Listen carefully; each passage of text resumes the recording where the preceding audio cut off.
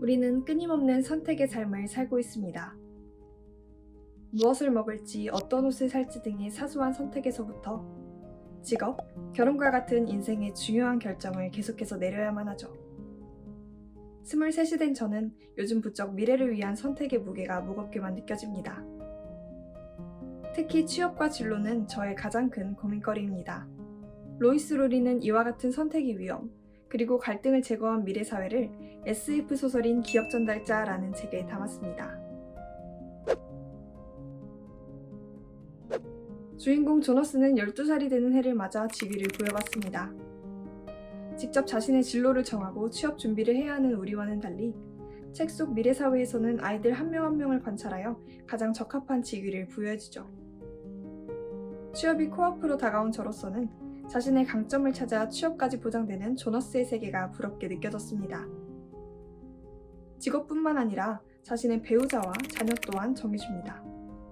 한 사람 한 사람을 면밀히 관찰하여 갈등 없이 가장 조화를 이룰 만한 이성과 가정을 이루는데요. 출산모라는 직위가 부여된 사람이 아이를 낳아 한 가정당 남자아이, 여자아이가 한 명씩 배정됩니다. 가정에 불화가 발생할 염려 없이 나와 최고로 잘 맞는 사람과 결혼하고 출산의 고통 없이 가정을 꾸릴 수 있도록 한 것이죠. 미래의 인간들은 차별을 방지하여 평화를 유지하기 위해 늘 같은 상태라는 것을 만들어냈습니다. 인종차별로 인한 전쟁과 갈등을 예방하고자 색깔을 없앴으며 빈곤과 식량 문제를 해결하기 위해 인구수와 날씨를 통제하였습니다. 사소한 차이마저 갈등을 유발한다고 여겨 의식주 또한 똑같이 통일했습니다. 그들은 늘 같은 상태를 만들어냄으로써 사랑과 자유를 포기하는 대신 평화와 안정을 선택했습니다. 여러분이라면 불확실한 선택의 삶과 안전하지만 통제된 삶 중 어느 쪽을 선택하실 건가요? 조너스가 사는 미래 세계는 유토피아일까요? 디스토피아일까요? 이 책을 처음 접한 8년 전 중학생 시절의 저는 소설 속의 세계는 부조리하고 통제되는 디스토피아라고만 느껴졌습니다.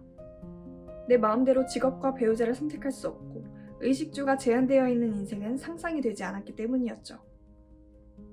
그러나 세계에서 발생하는 수많은 전쟁, 기아, 차별에 대한 소식들을 접하면서 어쩌면 자유가 조금 희생되더라도 잔인한 갈등을 막을 수 있다면 그게 좋은 것이 아닐까 하는 생각들도 들곤 했습니다. 글로벌 이슈 말고도 저와 여러분이 직면한 취업 문제, 결혼과 자녀 문제 또한 마찬가지입니다.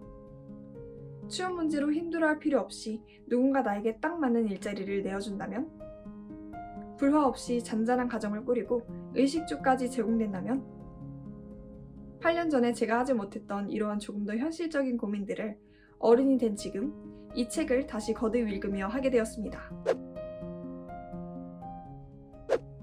그럼에도 저는 조너스가 사는 미래 세계와 우리가 살고 있는 현실 세계 중 후자를 택할 것 같습니다.